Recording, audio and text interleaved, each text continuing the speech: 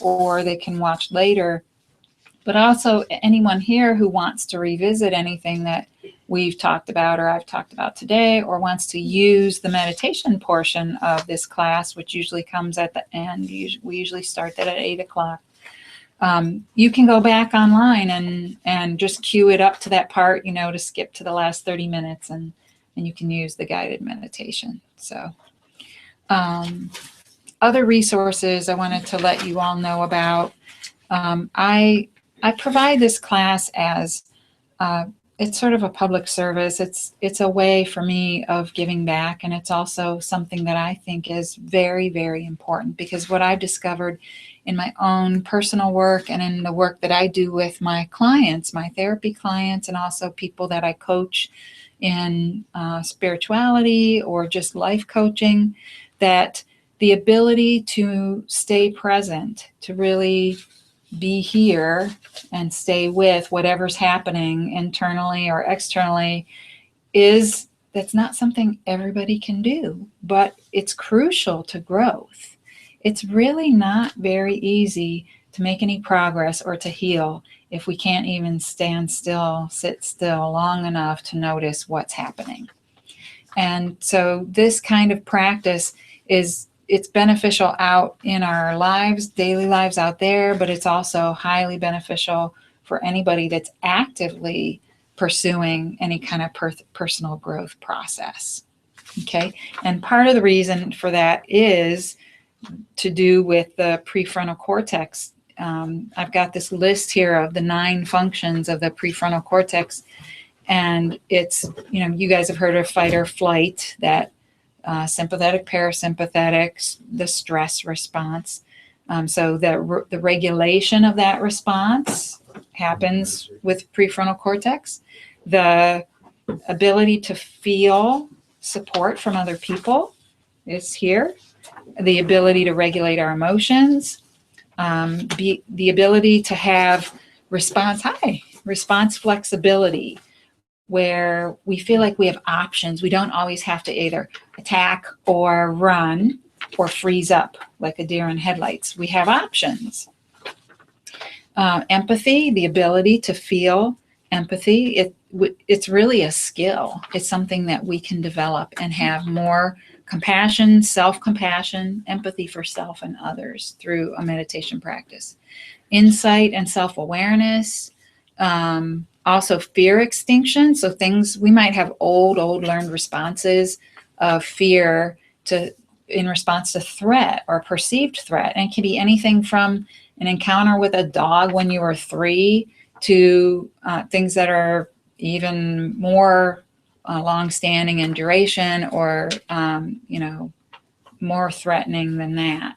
So we can develop this ability to separate between, I'm having this old learned response in the moment, and it's not actually all about what's happening right now, to be able to pull that apart and distinguish. So extinction of the fear. And then there's an intuition and deep knowing. In Buddhism, they call it prajna. There's this tapping of wisdom, and it's typically defined as the merging of mind and heart, right? Because if we make all of our decisions just from heart or all from mind, we're kind of either all left brain, right? That would be logic and mind, or all right brained, all from feeling. We tend to go off track. We usually don't like the results of the decisions that we make that way. But when we've got this really solid melding or merging of heart and mind, and we can tap into it at will, that's when we're really getting to this place where we feel grounded and balanced and in control. And then morality. So it's an orientation of our consciousness to morality, more of a we focused rather than just it's all about me and I need to feel good right now. Doesn't matter what's going on with anybody else. And some things that might be interesting, we talked about last time. Severely stressed infants have lowered access to their prefrontal cortex. And in fact, all humans actually do. If our stress level gets above a certain point, we kind of lose access to this. meditation and mindfulness can build the connections from this part of our brain to other parts of our brain, so that when we're activated or we're responding to a threat, whether it's something old that we can't even remember and we just have feelings, like it's just some felt sense in our response, or if it's something that we think we know, like it's that person, we can, those connections in the brain, the more we have of them, the more we can mediate that response. We can go, okay, let's bring it down a notch. Don't want to get fired today, or don't, right? You know, we want to be able to modulate what's going on inside of us. And research has shown that mindfulness practices can help develop all 9 of these functions. These are all well documented, and even, I think it's funny because even though science has documented these things through studies that are both pictures of the brain, like, you know, very scientific, but also very relative, where people's responses, like how do you feel after 6 months of meditation, that even, you know, Buddhism as a practice, you know, meditation is very, very old, and it used to be just people in monasteries that had access to this information that you all are hearing here tonight. And, you know, part of that is because there's a whole lot of change that can happen when we engage in this kind of a process. We really do, they've known for a long time that, sure, yeah. We got one more. I'm so sorry. That's okay. So, what fit?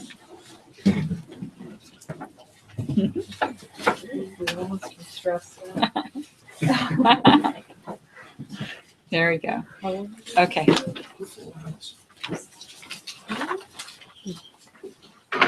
So it's been known for a long time that all of these changes, and in lots of old books, texts of non-dual spirituality and Buddhism, and even Christian mystics, they understand that these are the outcomes of being able to practice focusing and changing the relationship with the mind, because that's really what we're after here. People come and explore meditation because they want to feel better, but they might not be completely aware. Sometimes they'll come and say, well, I want my mind to shut up. It's noisy in there and I really want it to be quieter. And what they don't realize is that you get there, but not exactly the way you think. What happens is there's a shift when you start to see through what the activity of the mind is really about.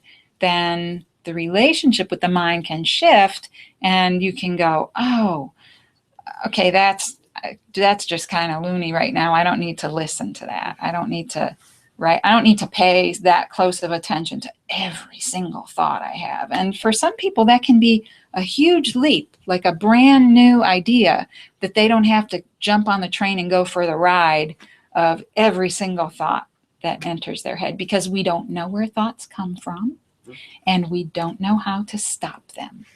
There's no such thing as stopping thoughts. Some guy came up with some brilliant thing called thought stopping therapy in the 70s, and it has since been discredited because it doesn't work.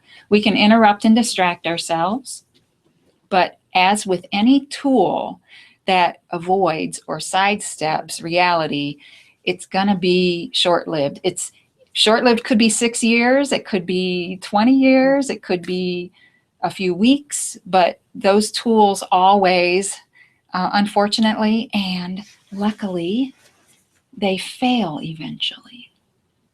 So they force us to have to come to this place where we all are right here, right now, investigating, what do I do? What do I do now? Because I'm out of ideas, right? And so maybe this would be a good point for a little bit of a discussion of what the mind does and what it's about and why we struggle with it. And partly societally, we really reinforce analytical thought. And ever since we realized education was important, we've started to value and promote this being logical and suppressing our baser impulses. And we seem to have to some extent, thrown out the baby with the bathwater, because some of those impulses are actually human things that we need to be healthy. And we see some of these things in, say, tribal cultures that have very social and supportive communities and are very attentive to the well-being of every single person in the tribe. And they have ways that they move their body. So the mind-body connection is there. They're using sound and rhythm and dance and movement and story to connect and to feel grounded and connected to each other and connected to the earth. And they understand a connection between what's being thought and what's being felt and what's being experienced in terms of health or illness or disease, whether that it seems to be a mental illness or a physical one. In our culture, however, we're very goal-oriented, so that leads us to value something other than the present moment almost all the time. And we're taught this from a very young age, starting in school, right? We're supposed to sit there and be quiet and focus on stuff that seems really boring, right? And don't talk to our friends, and right? All these things are really suppressing this part of our humanness that maybe we need to have better contact with.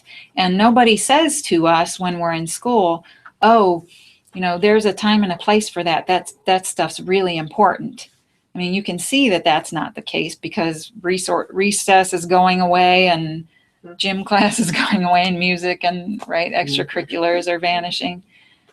These parts of school that focus on other parts of us besides just left-brained, logical, above the neck stuff, they're kind of being discredited or phased out. And so we all get the wrong idea. I mean, we've all been through a school system that has valued logic and reason and suppressing our need to move and talk and socialize, and right. So to some extent, we're all conditioned.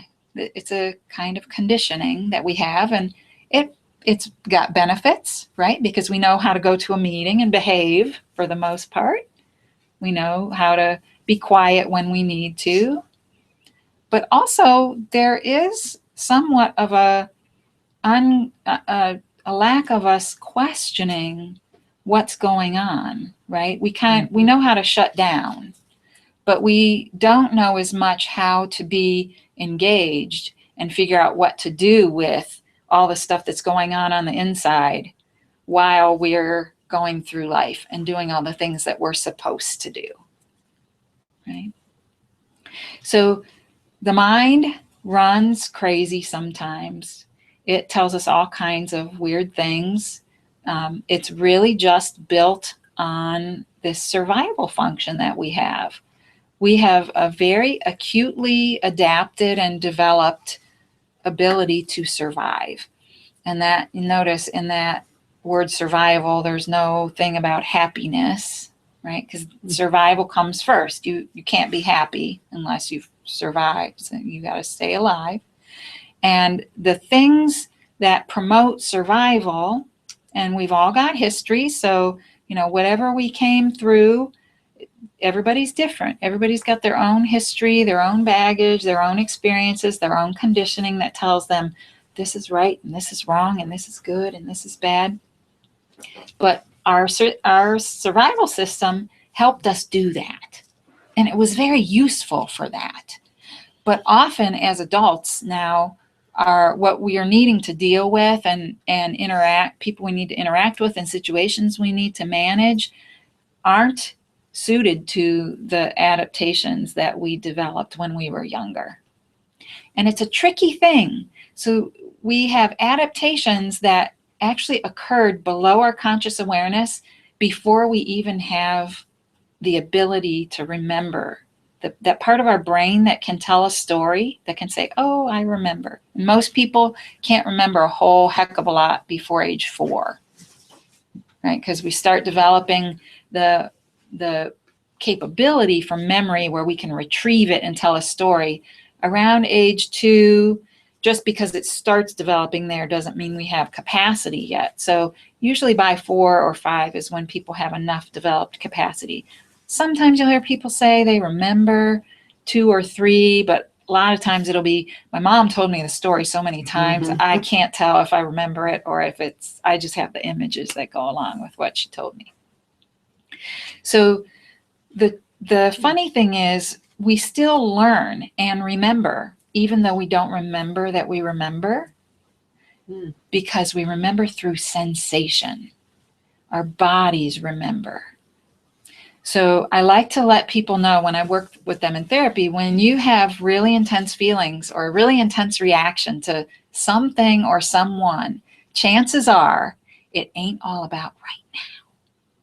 And there's a fancy word in psychotherapy called transference. And then when the therapist gets pulled into that and their stuff is like their past is involved, then that's countertransference. It just means that the past has become the present. The past has been transferred to whatever or whoever is in front of me right now. And it's so easy to think that whoever or whatever's in front of me right now is the cause of my pain, or is the cause of my anger, or whatever, or my happiness even. Because the old stuff, if it's old enough, like prior to age, 4 or 5, when we could actually remember it, we don't know that that's what's happening. Because if we had the sense of this happened back then, we would also be able to identify it when it happens in the present. But since there's no story attached to it, it's just sensation. And it's right here, and it's right now, and it's really big, and we can't tell the difference. That's called implicit memory. Okay? And people are walking around having reactions and getting triggered by each other all the time. Right? I always tell people, if you have really intense feeling about somebody or something, good or bad, it's probably transference. There's some element of the past. Something reminds your body of the past about this thing.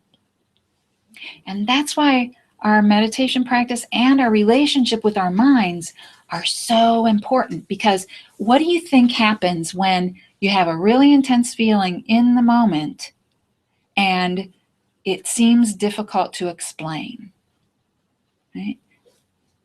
Exactly. The mind jumps in and helps you out. Right? It's right there. Right? That's what it does.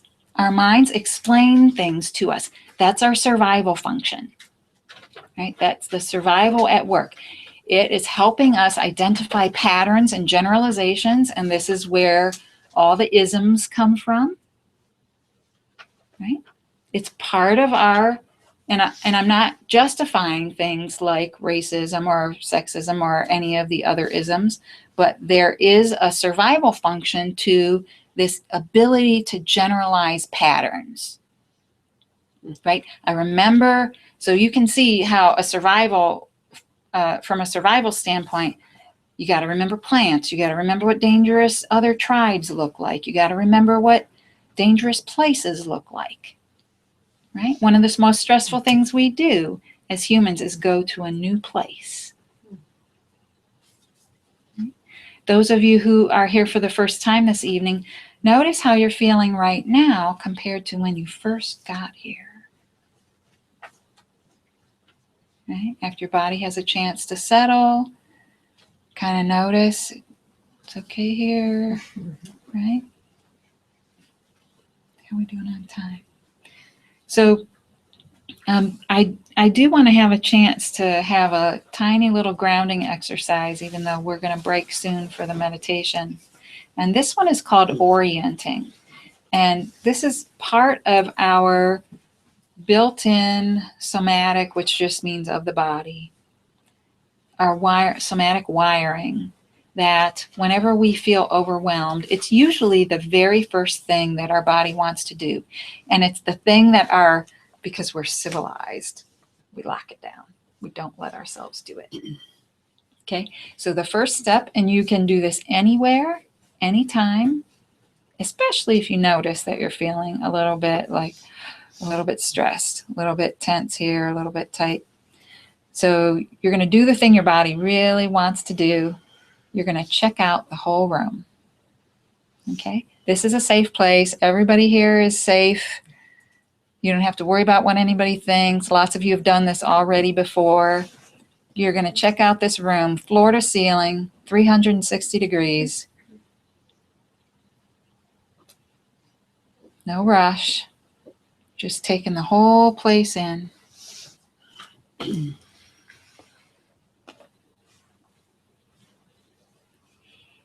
Even if you've been here before.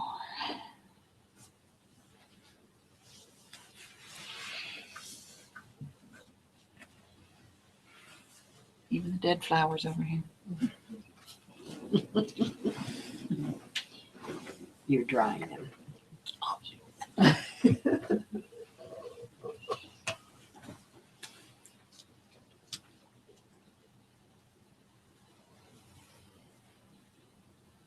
Okay. And just see if you can tell what one thing seems to draw you or catch your eye as you scan the room. And you're just noticing whatever that might be. Doesn't matter what it is.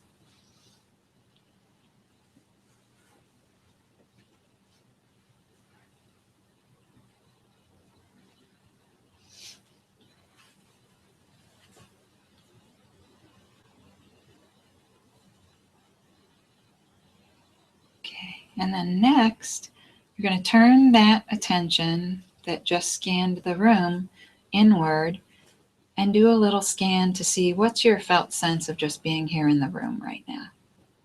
Just notice what that's like, the feeling of being here.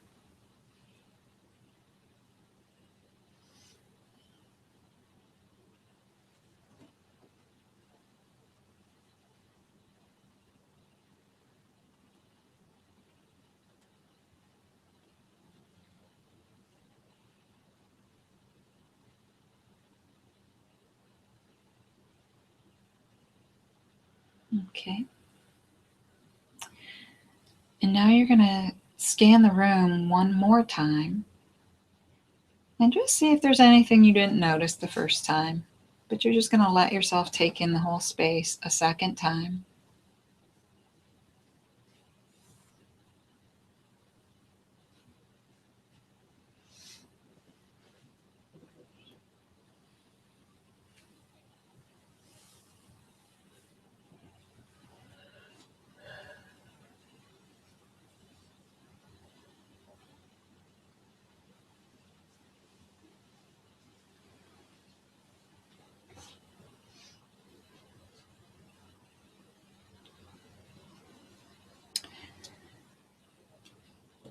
And just take note if there's something new that you saw that you didn't notice before.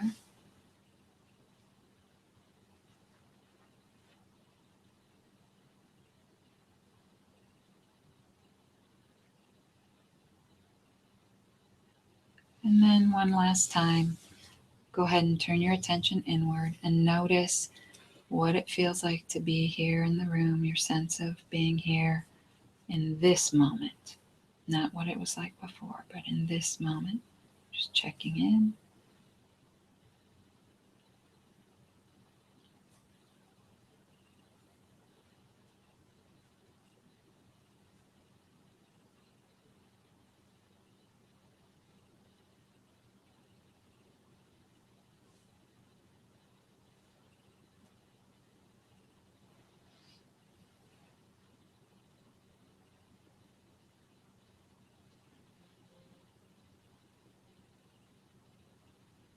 Okay. So before I talk and put any ideas in anybody's head. Does anybody want to share what they noticed? Anything at all in that exercise? I notice that I hold my breath, like when I'm kind of in an uncomfortable because I've never been here. So the first time around, I noticed that my shoulders were high and I felt like I couldn't breathe. There you And go. then I started taking it in. I Nice. tend to do that, whether it's a workout or something. If something's kind of new, I'm just kind of like, and I'm not breathing. Right. So. Exactly. Yeah. It's true. Yeah. Thank you. I noticed like the comfort. People, like they don't have their shoes on and their disposition, like the smiles, Uh-huh. like what I imagine they feel on the inside, the having on the outside. Okay. Yeah. But I noticed the first time. Okay.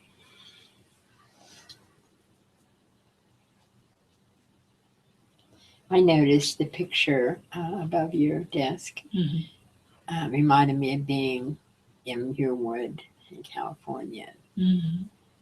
The second time around, I noticed the angel around the bookcase. Mm. Okay. And it feels comfortable in here. It feels like I can say anything and be understood. Or Ah, nice. Can I say the second time around? Uh-huh. I noticed the little animals all around here, and I found myself wondering about you. Like, oh, Mm. I see there's this animal, I'm like, oh, and then there's a little owl or bird or Yeah. whatever. And then there's a zebra up top. Mhm. Like I was seeing every animal, and I was Yeah. gathering information about you. Yeah. Thank you. You just made a nice segue to the next part. Thank you.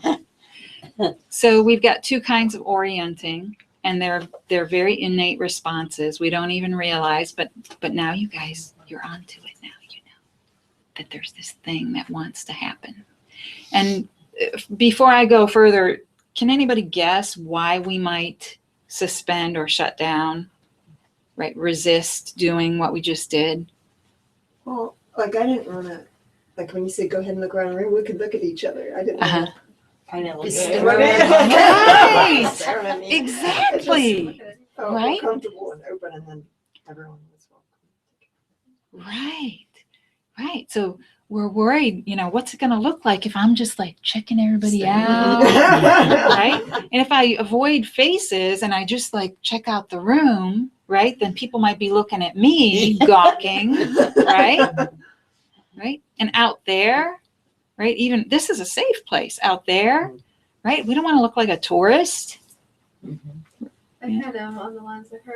I felt after the second time like, okay, nobody's staring at me. I don't think they're staring at me. I haven't looked at anybody else, but I don't think they're staring at me. Right.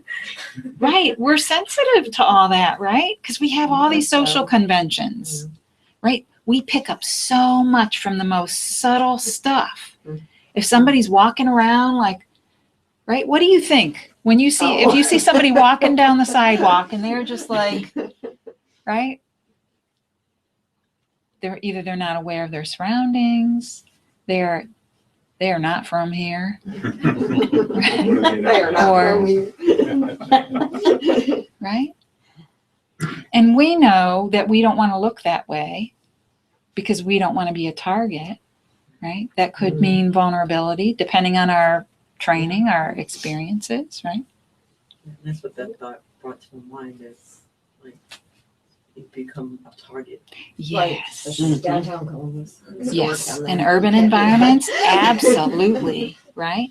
Or forget urban, even just you go to a place that's unfamiliar, right? If you travel to other places, yeah. You want to look like you belong there, you know what you're doing, right? People who know the environment, they don't look at it anymore. They don't, if they're familiar with their surroundings, they're not really looking at it. But you're right though, you miss out then sometimes, Yes. From the Yes. change where you're like, oh, what's up in there? Like years. Right. Exactly.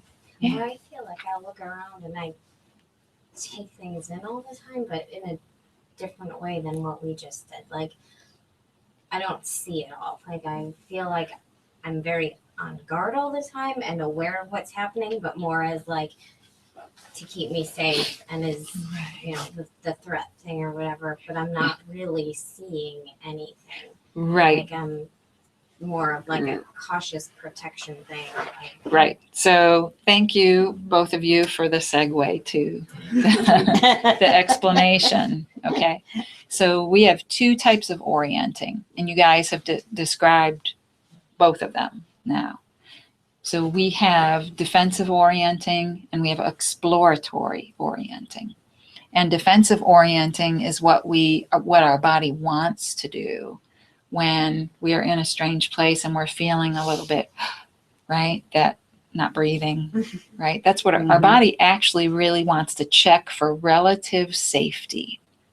And it doesn't matter how many times you've been somewhere, this still works because we have these cranial nerves that until they're activated, this part of our viscera, our gut, where we feel the constriction or the tension, doesn't get the message that we did the thing it wants us to do. It wants us to look around and assess for relative safety so it can relax. But generally, we just stay locked. Right? And then after we've checked, so we check and then maybe we check again, and then we start to see detail and we start to be curious. Right? So that would be the exploratory aspect. But we've got to be relaxed enough for that part to kick in. It's interesting you say that. I find that I like to know. I feel like knowledge is power. So the more I know about you, the safer I. You know, like if I can. Okay. So for I'm you, a little bit analytical. yeah, Too but much so. but so that's a good point. For you, some of that was still defensive orienting. Perhaps. Yeah, You know, as you're perhaps. talking, I'm trying to connect it to myself personally. It's like I don't feel like I need to look around. It's like let me learn about you. Tell me about yourself. Let me learn about you. Like, oh, I wonder what what's your story? Yeah. So everybody's oriented a little bit differently, right? For some of us, the engagement, like, hey, what about you? I mean, that might not be as threatening. So for other people, the eye contact and the personal engagement is, and right off the bat, is especially with strangers, is going to be more threatening, and we'll stick to objects. Right? We'll look at the room and avoid the people in the room. Wow. Right? So the reason I do this exercise periodically, and we do other somatic exercises and grounding exercises in here, is because it's connected in a deep way to a meditation practice. Because when we sit, very often people are not expecting that the thing they're trying to get rid of gets bigger when they sit. At least initially it can. Okay, and I like to call this trauma-informed meditation instruction, because when I first started to meditate, it was really good for a little bit, and then I started to feel some really intense stuff that I did not know what to do with, and neither did the teacher, because she was not a therapist and she did not understand about trauma. And I didn't meditate again for a long time. And now I understand what was happening, that there was a nervous system thing happening there. And now I teach meditation in a way that is very much about attending to what arises and understanding that you don't have to sit through it and torture yourself. That is not the goal. That's not what we're doing here. This is not torture. Okay, so when we have our meditation practice this evening, the thing for you all to know, especially those who are new, is that if you feel intense feelings, there are some things that you can do, and some things that from a nervous system standpoint and a healing standpoint can be very helpful. First of all, if you can at all, to have an attitude of friendliness or kindness toward whatever's happening, rather than something like something's wrong, or this has to go away, or something's wrong with me. That really understanding for yourself that no matter what pops up, it's really just okay, exactly as it is. And all you're going to do is do the best you can to get through it and to notice it, not necessarily you're not going to try to force yourself or white knuckle through anything. You're just going to do the best you can to notice it and manage it. That means, like, on a scale of 0 to 10, how upsetting or uncomfortable something might be, you want to kind of stay below a 5. So if you start hitting a 5, and it hasn't really happened yet in a class, although people do say things arise. Boredom arises. That's a common one. Sleepiness arises. Restlessness is another good one that people experience a lot of times. What's another one? Impatience, right? Or sometimes even anger, like, this is not going the way that I wanted it to. This is not, right? And so the goal in the meditation practice tonight is just for you to notice what's arising and to know that no matter what you experience or however you experience it, that's really exactly how it should be. That's really okay. Okay? And so then your goal is just to help yourself get through that. If intense internal stuff comes up, like emotions or sensations, you can shift your attention, no matter what I'm guiding, what I'm saying, you can shift your attention outside of yourself. You can use an object in the room as your focus, or you can use the candle, your feet. Usually feet are really a neutral thing that we can focus on, because sometimes even breath is too either abstract or too threatening for people to focus on something that's inside. You can always meditate with eyes open, especially if you start to feel sleepy or bored. You can investigate. The best weapon or tool, I guess, when you're meditating, whenever something comes up, is curiosity. Can you be curious about, what does sleepiness really feel like? That's different than being drawn into the pull of it and just conking out.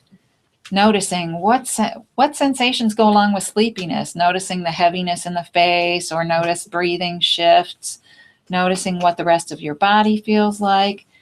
That can be a really good exercise. And no matter what you investigate, if you can stay curious about it, what you'll notice is it generally will increase in intensity and then it will peak out. It will come back down. Like, even sleepiness will pass unless you're really sleep deprived. Then sorry, I can't do anything for you. But the curiosity is a really, really helpful thing. And that's really our focus. You really want to maintain the curiosity. This is not about clearing your mind, but this approach that we're going to use in this guided meditation generally is very helpful for getting people, even first time, to experience silence. Right? And then sometimes people touch silence for a second. It's like, whoop, nope, not going there. Don't like that. Right?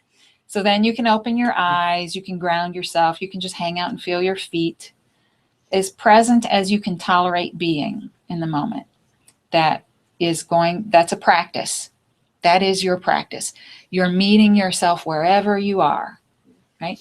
And if a lot of intense junk comes up, you can contact me privately and I can offer suggestions for how to meditate or for what might be going on in terms of what's happening.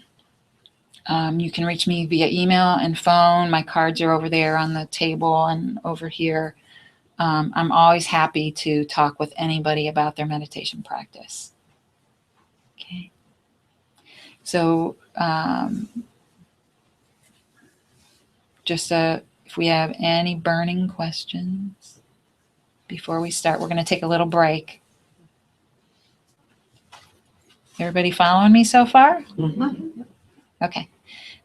Just so we can be clear, the reason for the orienting exercise was for you to have the experience potentially that there's stuff going on inside that you might not have been aware of before, and that you can do something about what's happening inside. You can manage it.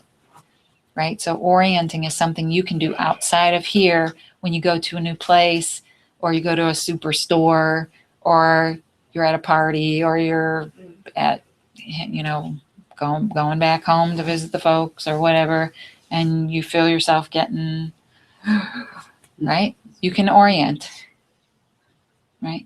Just exactly what we did here. And usually what people report is between the first time they check in internally and the second time that they check in internally, they notice a settling. They notice something feels more ease, calmer, less, right? Less tightened up. So this, you now have a tool. You own this. You can take this out of here and use it anytime you want. Okay. All right. So we'll take 5 and then we'll come back and do the guided meditation. Okay. I encourage you to stretch your legs because we're going to sit for 24 minutes. Right.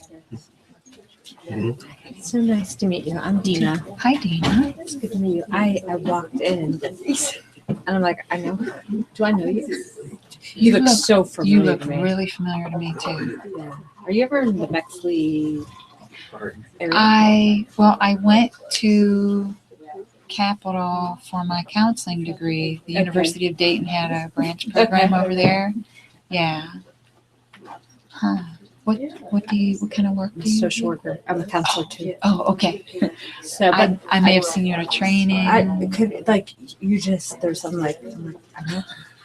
Have you done EMDR training? No, but I wanted to. Okay. I always wanted to learn. Do you work at Centero? I don't work in the field. I keep thinking I'm always counseling, like just because it's like I just can't help it, It's just my personality. But I don't know. There's just you have like this, pull. Like I can't explain it. But what you were saying about the meditation. Oh, let me mute this.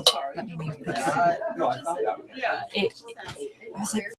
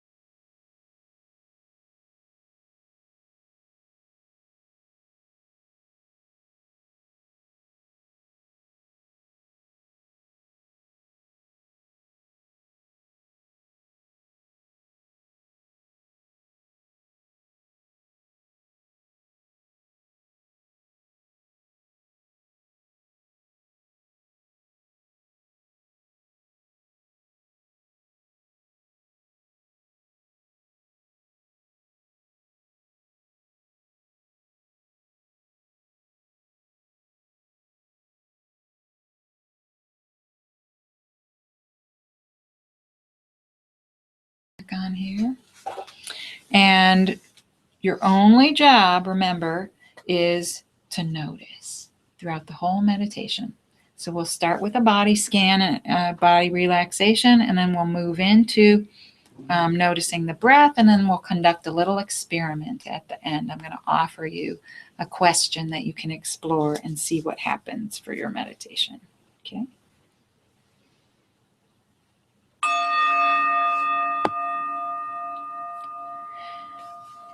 So gently turning your attention now to the top of your head. You're just going to notice whatever sensations you might find there at the top of your head. And there might be nothing at all,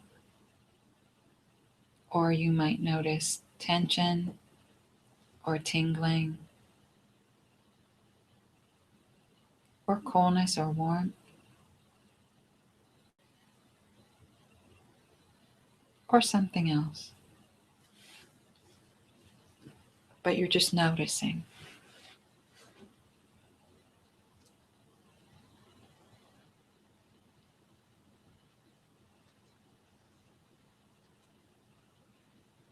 And when you feel like you have a sense of whatever the top of your head feels like, you're going to let your attention drift down slowly to notice your face.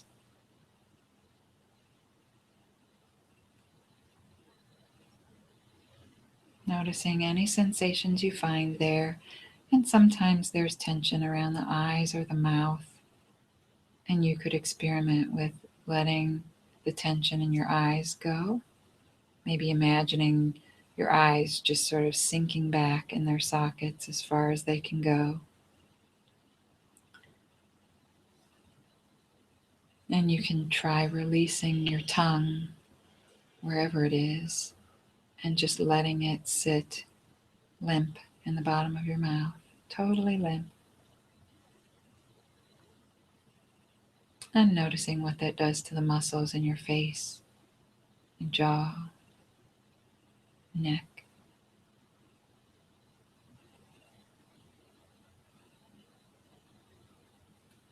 Just noticing.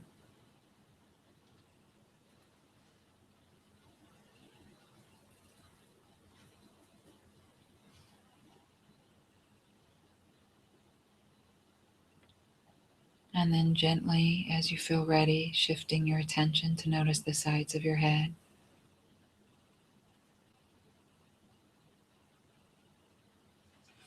Whatever sensations you might find there. Being friendly if you can, curious. And if there's any tension there in the temples or the sides of your head, you could experiment with imagining letting your ears drop slightly. And then notice what happens afterward.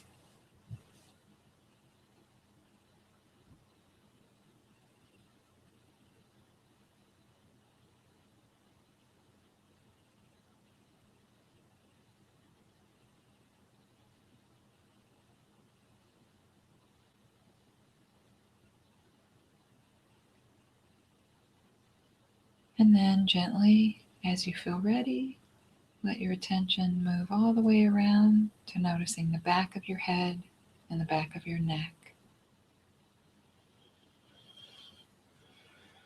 Just noticing whatever you might find there. Could be nothing at all. Could be something uncomfortable.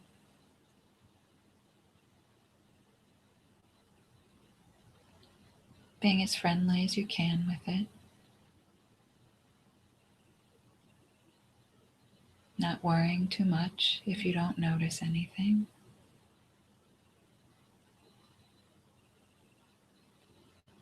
And if there's discomfort, you could make a request for some relaxation back there in the back of the head or neck. And then just see if you can open to receive whatever happens after that.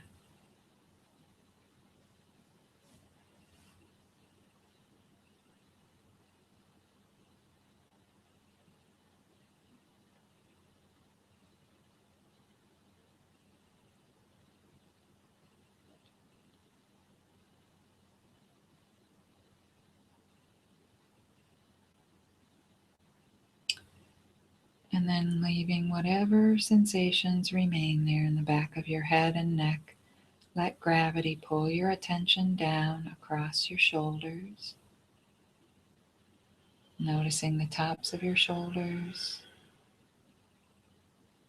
And then pausing at the shoulder joints.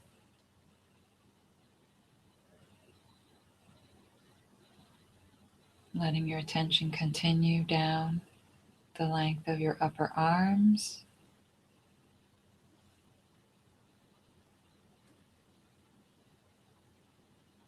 Pausing at your elbows.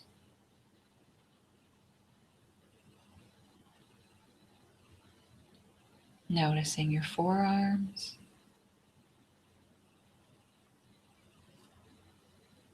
Wrists.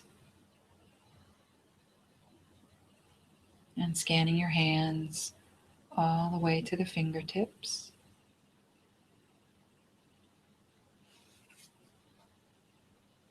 Noticing what shoulders, arms, and hands feel like in this moment.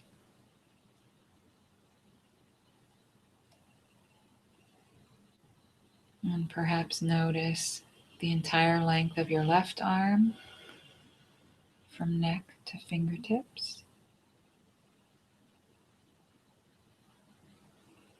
And then the right arm from neck to fingertips.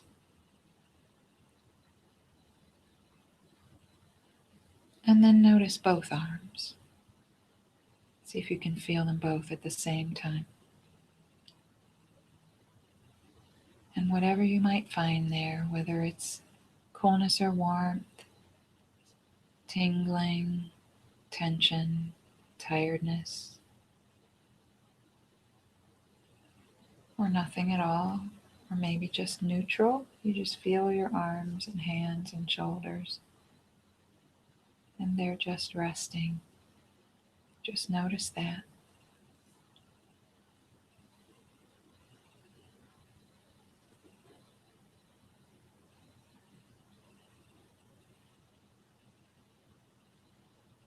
And as you feel ready, you're going to gently shift your attention to begin to notice the core of your body. Starting at the throat, letting your attention drift down to notice your chest, your diaphragm, your belly, and then all the way into your hips.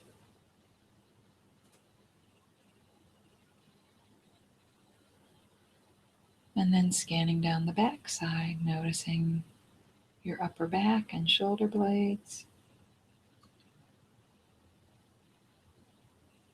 your mid back,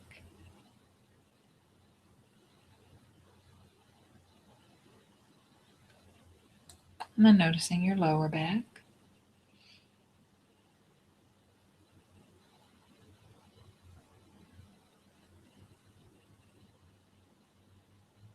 And if there are any areas of tension or discomfort, you might imagine that it's another pair of lungs and you could breathe in and out of that spot.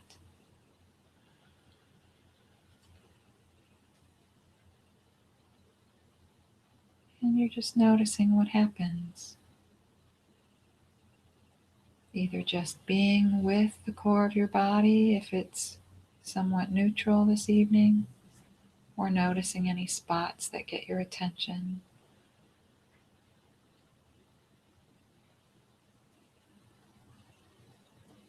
And seeing what happens if you breathe from that place.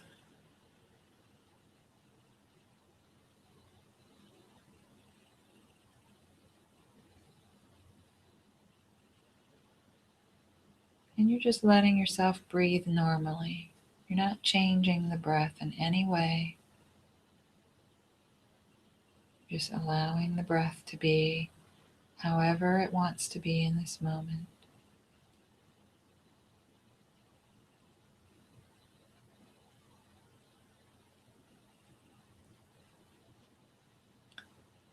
And then preparing to leave whatever sensations are there in the core of your body.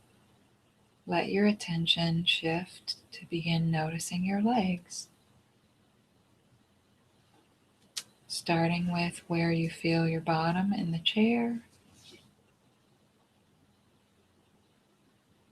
Feeling the pressure points in the backs of your legs with the chair. Noticing your thighs and your knees.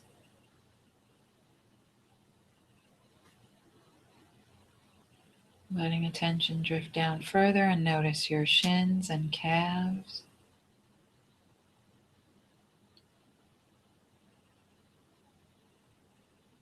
And noticing where your heels meet the floor or your shoes on the floor. And scanning the entire length of your feet to the tips of your toes.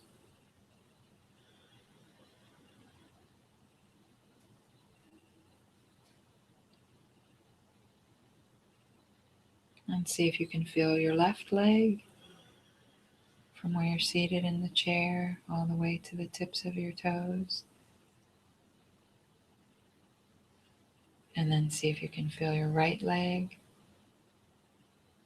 from where it's seated in the chair all the way to the tips of your toes.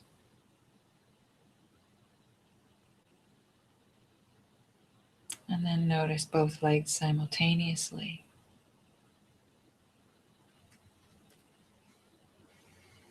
And whatever you find there in your legs is fine exactly as you find it. Whatever might be there. It could be relaxation, coolness or warmth.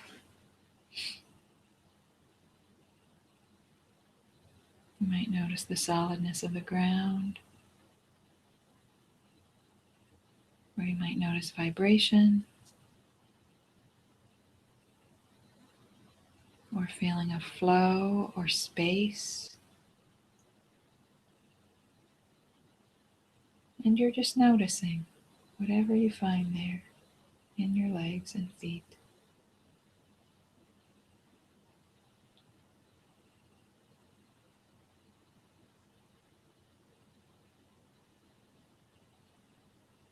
And when you feel like you have a good sense of what's there in legs and feet, gently pull your attention up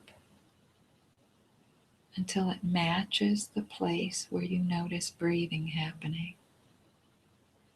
You're just going to gently meet the place where the action of breathing seems to be. And that might be different for everybody. For you, it might be at the nose or the throat, or it might be the belly or chest rising and falling.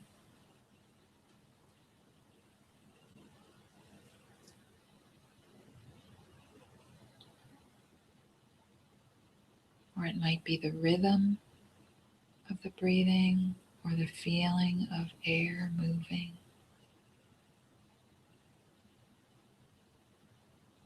You're just noticing what that is for you, what catches your attention about the breath.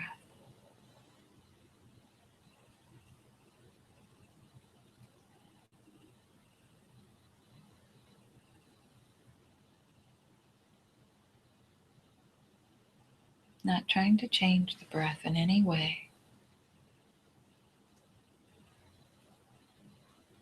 And perhaps for a moment noticing the pause at the end of your out breath. There's a little space.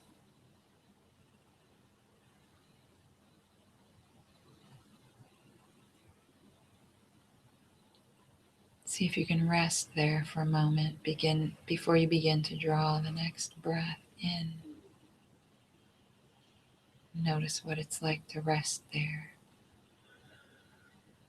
at the end of the out breath.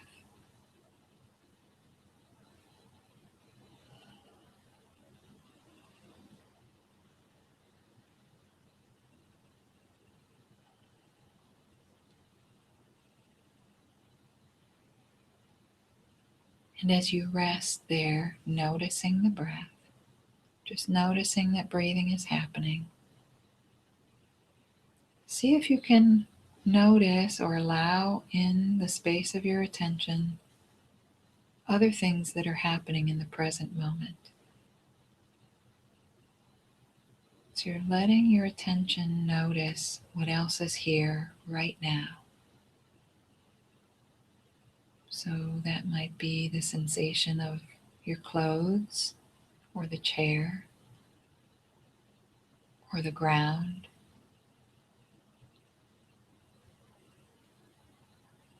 or the smell in the room,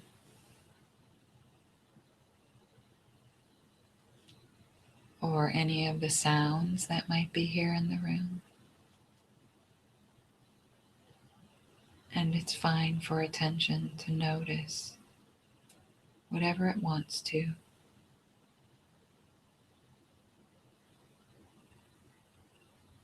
Even if it's thought, or emotion, or boredom, or restlessness. Whatever's here right now is fine to notice. And you can notice thought without getting caught up in what the thoughts are thinking about. You can just notice, oh, thinking is happening, just like breathing is happening. And come back to remembering that all you're doing is noticing. That's all.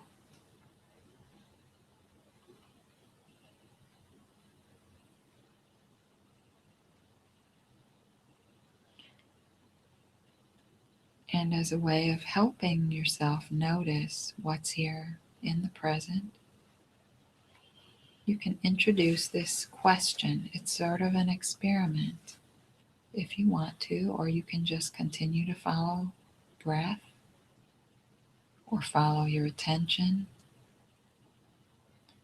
But you can introduce this question. You can ask, what happens if I allow everything to be as it is in this moment?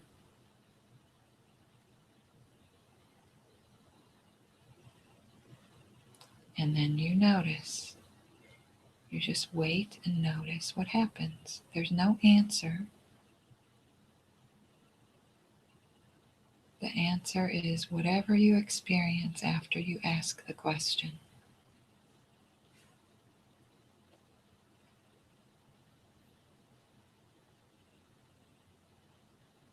What happens if you let go even of the meditator, the one who's trying to do it well or do it right?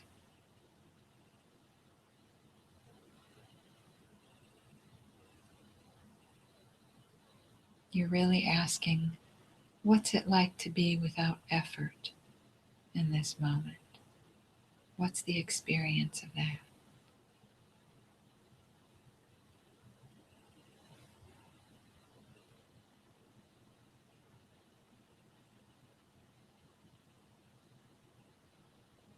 What happens when the controller takes a back seat? The part that is striving, struggling, efforting.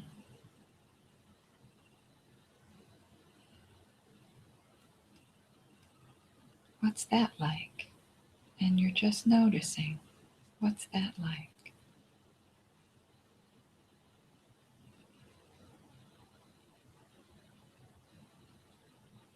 And you don't have to worry if you get caught up in thought. You can always just come back as soon as you notice. And you can introduce the question again. What happens if I allow everything to be as it is in this moment?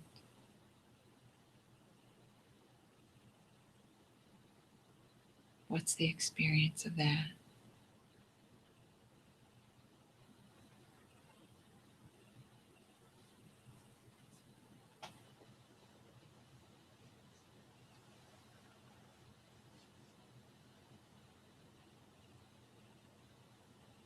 And you might notice after you ask the question that there's space or there's silence.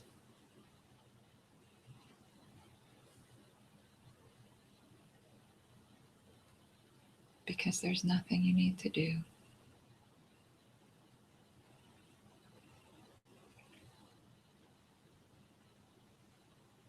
You're just noticing.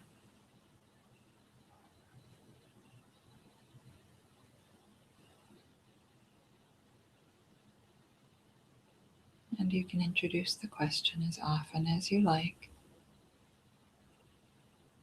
checking in. Am I really allowing everything to be as it is?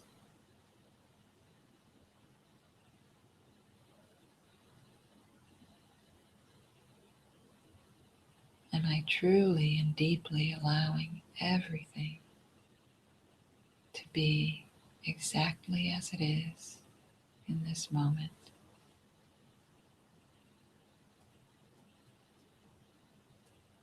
And what's that like?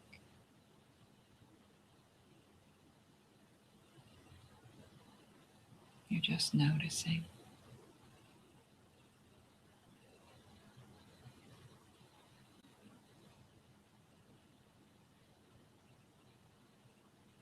So you're just going to take these last 2 minutes as we reach the end of this meditation to savor the silence and the space.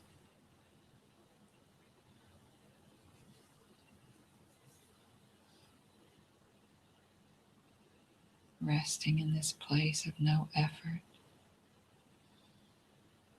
no need to control anything.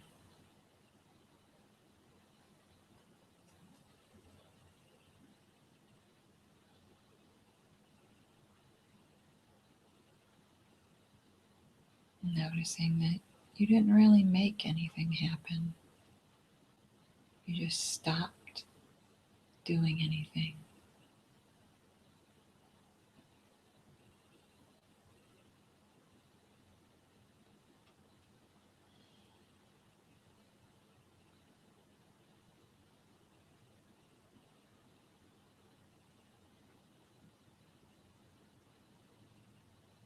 The only thing you're really doing is just noticing, staying alert enough to notice.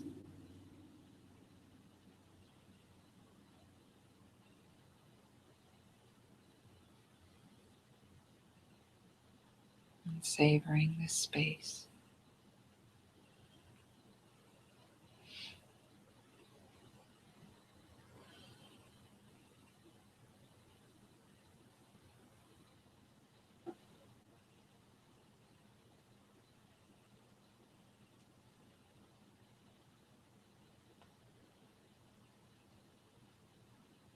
And as you feel ready, you can begin to send some energy into your arms and legs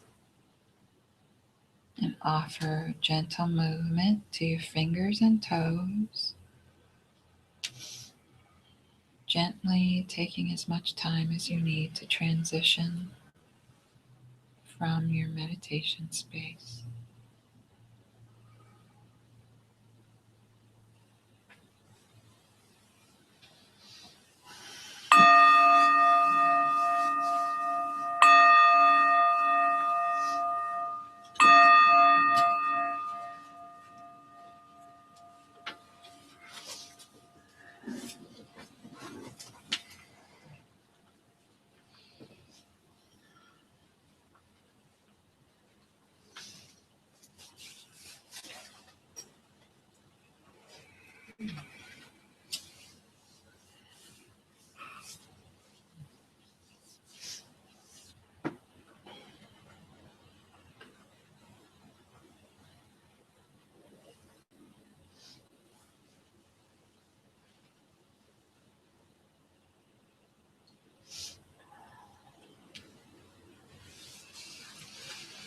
It's so nice to be with you all this evening. Thank you for coming. Namaste. Thank you. Welcome. Namaste.